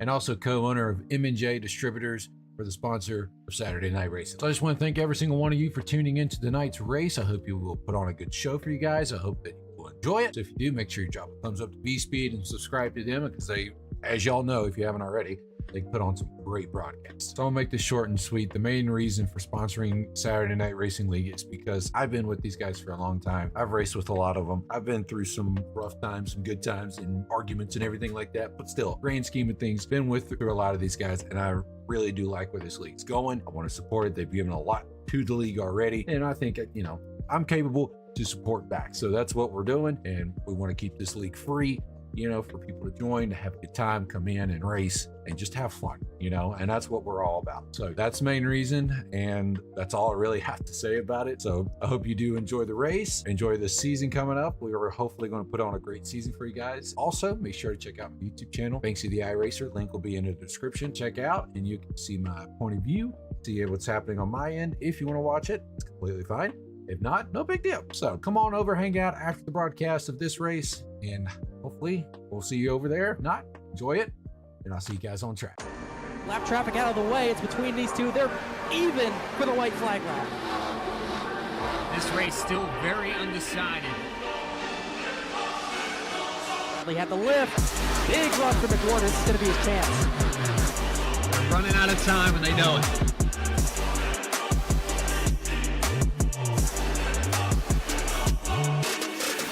Surges to the inside, now pulls even with Hutton off the turn number 2.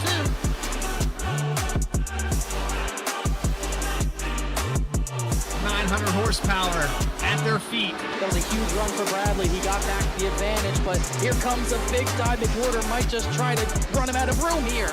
Oh, they put him in the wall. They're going to crash. They both crash. Here comes Ray Massey. Ray Massey's going to win it.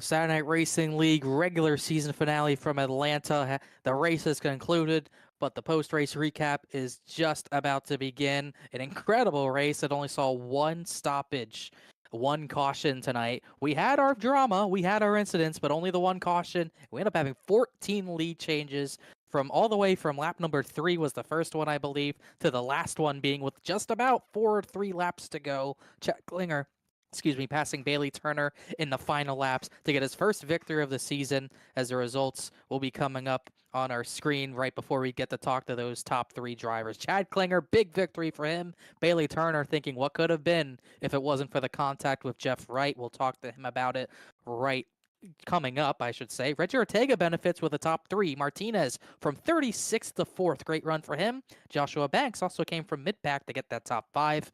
Ray Massey 6th. Aronis with the huge undercut holds on to 7th. And then Dakota Floyd and Kyle Peacock are the last 2 drivers to get by Jeff Wright, who dominated this race jointly with Bailey Turner. He got the worst of that contact. He ends up in 10th, and he will not be happy, I'm sure. It could have been a worse outcome for Jeff Wright. We saw him fading very, very fast there at the end, but able to stick in the top 10. But behind him, Chuck Sweeting in the 75, up 3 positions from his starting spot. Eddie Trejo in the 21 will take home the 12th spot. Taylor Butcher Benjamin in the 10, up 22 to 13th from his starting position. Jerry Bergeron in the 1 machine will take home the 14th spot. Behind him, Philip Brewer in the 44. Austin Belkey in the 89 will be 16th. Max Cost made his way up and down the field all night, but finishes out 2 spots ahead where he started in 17th. Christopher Hodges had himself a good night, up 20 positions, finishing out in 18th. Brian Chambliss in 19th, and Matt Shinosky will take home the last spot in the top 20. Shinosky, new name to me, so I think you'll take a top 20 tonight. Brandon Wallace kind of hovered in the top 25, finishes 21st. Alex Bell, he was in one of those incidents that didn't bring out a yellow, where he lost a bunch of time. He finishes 22nd. Bryce Shoemaker, 23rd. He had contact with Whitley entering pit road. Joseph McWhorter also had a mini crash that did not bring out a yellow. He finishes 24th.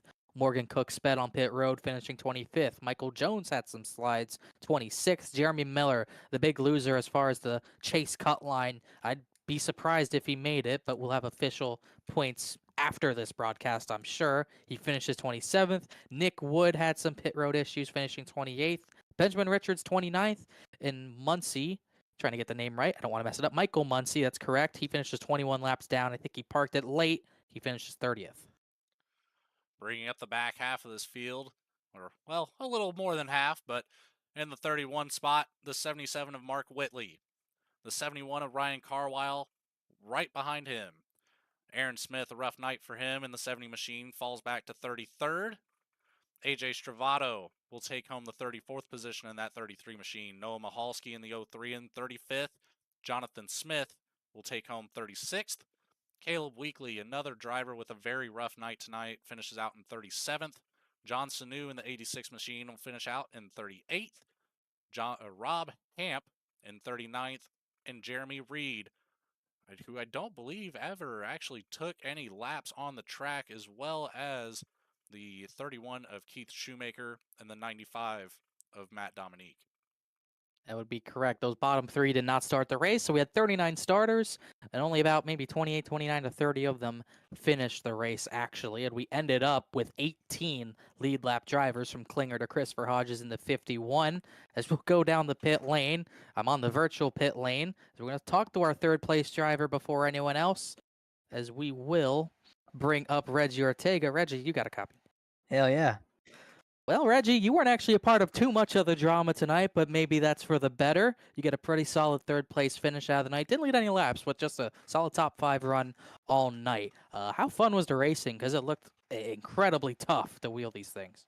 Yeah, my arm and hands are tired. They're definitely, I mean, I'm drenched in sweat. It was an absolute blast to race around these guys. And I mean, I definitely would have wanted the win, but oh my gosh, just an incredible race. It was definitely worth it. Definitely it was worth it for us, I could tell you that. Obviously, we had a few mini incidents that did not bring out yellows, and obviously the big one between the 24 and the 48 kind of brought the 09 and almost brought you back into it. What more did you need, either out of yourself or out of the car, to compete for the victory? Definitely Chad and Bailey to get, door to door. I mean, race around each other and get, loose or wreck or something. I needed something out of them for me to have a shot. There was definitely a time late in the run where I was faster than them, but once they got, bumper to bumper, a single file, they were able to pull away from me a little bit. That was the only thing I think that I was gonna have a chance. But other than that, yeah, I mean, we all knew that Chad was definitely gonna have the run to get up there, with him having the same strategy and tires as Jeff. And then once the incident happened with Jeff and Chad, or Jeff and Bailey, yeah, we kind of figured that Chad was going to get up there and definitely race for the win. It definitely almost brought you into it, but they didn't quite race enough between those two in the closing laps. Was still a solid run for you. So congrats on the top 3. Anyone you want to thank, shout out, any of that? Yeah, definitely you guys in the booth, man. You guys definitely put on such a good show and all that. And of course, everybody that gets this done. I mean, obviously me and Brian, Jeff, and Chad and Bryce, and all of our sponsors that have been with us for all these last few seasons. And hopefully, we can still continue that partnership in the long run. And then yeah, just everybody being here, man. Look at this, 42 cars and 1 caution. It's just great racing, and it's just fun. It's fun to be here. I love it, and I'm just happy, man. Definitely happy about the league, and definitely happy about the finish. Not full-time this season, but you do get a top 3 tonight, which I believe is your second top 5 of the season. Congratulations, Reggie. Thanks for talking to us, and we'll see you whenever we see you, maybe next week or the week after, but good luck. Thank you, guys. Reggie Ortega, your P3 finisher on the night. And before we get to our race victory, we've already had the race victory. Before we get to our race winner with Logan Threlkeld, we'll go to Bailey Turner. And Bailey Turner, you got a copy. Yeah, I got you. When you led 40 laps, you were definitely a top 3 car all race long, but in the final 30 laps or so, the battle with Jeff Wright heated up. He had the fresher tires, he had the lap traffic of McWhorter in the process there as well, and then things kind of went sour, kind of starting there. What was going through your mind there, and what happened with the contact with the 48? At first I thought Jeff just like tried to clear himself, and I was a little frustrated with that. But going back and watching the replay, I had the momentum off the top, and he said McWhorter kind of surprised him to the inside, and he got a little loose on exit. So it is what it is. And then yeah, just trying to limp it. I don't know, visually I didn't see anything, but then when I stopped in my stall after the race, it said I had damage, and yeah, car was just plowing tight the rest of that run, and I was doing everything I could to hold off Chad and try to manage that, and really manage my right rear very well. Just had nothing left on the right front that run, and yeah, just couldn't hold him off. Tried to play defense there, and he pulled a really good slider on me, and I knew it was coming, so I backed out and tried to get a good run on exit, and I know he got a little loose, and he knew my move was going to be to slide him back and in turn 3 and 4, and he covered it well. So nothing you can do when you're at like kind of a tire deficit and the car is already not performing at its best. So that was unfortunate, but yeah, just happy with the pace. Felt like realistically, if we hadn't gotten held up, that first run of the race a little bit with some guys that I could have been a little closer to Jeff, and that would have been a little more of an even battle and all that. And then yeah, just you got teammates holding me up there for a lap or so, costing me about 3 or 4 tenths to Chad, and yeah, at that point, like I said, you're kind of wounded and hanging on for dear life. But yeah, I appreciate him racing me clean, and yeah, happy for him to get a win. Yeah, he gets a win. Obviously, I was gonna ask you about the 9, the main. I believe that was the main lap down car you battled with, but you already covered that. So I'll just ask you another question about how this race was as far as a handling standpoint. Only had the one yellow, tires were at a premium, and everyone was doing different things. How fun was that aspect with all the different tire strategies and undercuts, overcuts? How fun was that for you? It was good. It was like, it was tough. I didn't want to give up the track position at the beginning of the race and pit, like I know like half the field did.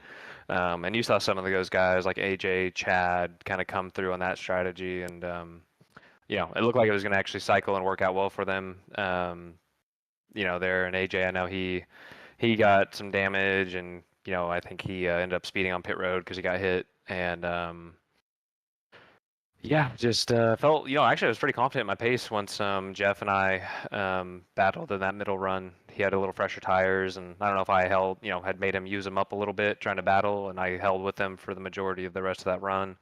And then he was, like I said, he was flying at the beginning of that next run, and it was going to be tough to hold him off. But yeah, like I said, with a little damage, and you're on a tire disadvantage anyway, not a lot you can do. But yeah, a lot of fun. Yeah, that was going to be a good battle with you and Jeff. I was having 2011 flashbacks, so I think that was on a Tuesday, if I remember correctly. But still a good run for you. Regardless, still hold on to second place at least, although I know it's not what you want. And you want to thank and shout out as far as sponsors and friends and all that. Yeah, everybody over there at Hutton Motorsports, you guys with the broadcast, sponsors, everybody that helps kind of put this thing together every Saturday night. It's a good time. And yeah, just looking forward to getting the playoffs started here. Rocking a lot of positive momentum the last few weeks. So looking to make a run at it. Bailey Turner, last 2 weeks, 152 laps led, no victory, but still another solid run. Congratulations on the P2, at least holding on to that, Bailey. We'll see you probably next week, hopefully. Appreciate it, guys. Bailey Turner, definitely an agonizing second place. He was trying to hold off Jeff Wright. That battle went sour after contact in turn number 2. But meanwhile, to pick up the scraps was Chad Klinger with his first victory of the season. And Logan Threlkeld is down there in V-Speed victory lane with the race winner.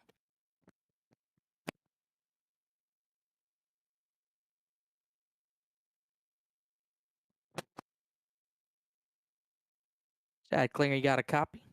I got a copy. Logan, do you have a copy? I can take this. I've got there a you are. copy. I unfortunately started coughing there, so wanted to cover that up. But Chad Klinger, fantastic race tonight for him. Started out in 13th, up 12 positions to take home the win tonight. Chad, there's a lot of drama there. At one point, you were about 4 seconds down. Kind of didn't quite put you in the picture for the win, but A little bit of contact up ahead of you between the 24 and the 48. You took full advantage of it and worked your way up through here. Give me your thought process in those last 15 laps or so. Well, I guess it went back to the last pit stop because I knew Bailey was going to pit a little sooner because he was closer on fuel. So I kind of gapped him about 2 laps or 3 laps before I pit. I pit the same time Jeff did. I knew I'd be a little faster at the back end of the run, so I saved my tires, and then unfortunately, the incident with Bailey, McWhorter, and Jeff happened. I don't know how it happened or what it was, but I saw when I went by Jeff, there was a bunch of rear end damage. It was unfortunate that he got collected. It would have been a great race between them two for the lead and the win, I think. But ultimately, yeah, the last 20 laps, I was just chipping down at the lead every lap, about 2 to 3 tenths. It was really a great race overall. There were a bunch of incidents that probably should have been cautions, but unfortunately they weren't. I guess fortunately for me, they weren't because it definitely worked out for me to go back to the front and win the race. Absolutely. Those incidences that you're mentioning had us boggled up here in the booth, not knowing why that didn't come through. But regardless, the outcome is in your favor. So, we're going into the beginning stages of the playoff races next week. How are you feeling after a huge win like this on the last regular season race? I believe Connor mentioned it was your first win of the season. And what are the emotions like right now, getting ready to head into the playoffs? It's a big confidence booster. It's so hard to win in this league because we have such talented drivers that when you do get that chance, you have to capitalize on it. And if you don't, you might never get a chance again. I do think that I will race a couple races in the chase. I'll miss a couple, but the next race I'll miss because of the Phoenix race over in real time. So we'll be there. I'll miss that next race, so maybe the momentum might swing to the one after that. But I'm excited to see what the next couple races hold for SNR. Absolutely. Well, Chad, again, fantastic finish here tonight. You only led the 8 laps, but you got the most important one. Anybody that you'd like to give a shout out to for your success tonight? Yeah, first and foremost, you guys up in the booth, you guys do a wonderful job broadcasting. All the admins, myself, Bryce, Brian, Reggie, Jeff, we all have a tough job every week to get these races going, get all the steps made, the information put out there. We do such a great job every week to get that out. All our members, it's been a wonderful 3 seasons we've had. That I can't thank them enough for sticking out, especially this season. It's been I think we had 42 drivers today, which is unbelievable for where we started a couple or at least a year ago. So thanks to them as well. Awesome. Well, thank you for your time, Chad, and we will see you next week. Thank you guys. Have a good night.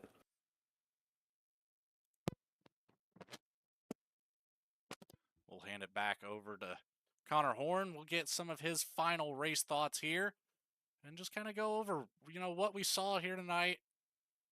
Not too much detail, but just enough to really just get a full recap here. Well, a fully green race, but that doesn't, mostly green race. We had the one yellow, but one yellow doesn't tell the entire story. We had incidents here and there. We had some chase drama with some drivers who were in. They might end up being out. Some drivers who entered below might end up being in, but that was not really the main story even. The main story was Jeff Wright dominating this race with Bailey Turner right in step. And at the end of the day, not everything's a foregone conclusion. We saw that tonight. The 48 and 24, it looked like one of those two were going to win. Contact changes all that up, and Chad Klinger comes out of nowhere, Kevin Harvick closer style, and ends up taking a checkered flag. Any final thoughts from you, Logan? Man, it was just a beautiful race all around. Really looking forward to the Darlington race next week after seeing what they've put on for quite the show here at Old Atlanta. But there's just nothing better than chase races here in the Saturday Night Racing League. So, Connor, I'm really looking forward to that. And hopefully get to be on track, have Bradley Cooper back next week to run the production with you once more.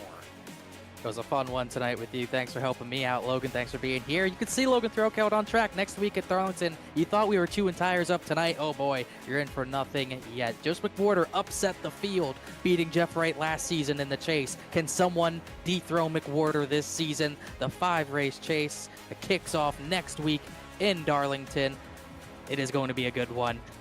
We're done here tonight. Chad Klinger, the victor at Atlanta Motor Speedway, the old version. An incredible race, an incredible finish for Logan Throwcount, Bradley Cooper, Alec Martinez, Adam Baker, everyone who helps out with V-Speed. This was Saturday Night Racing League. Congratulations to Chad Klinger. We'll see you another night. Take care.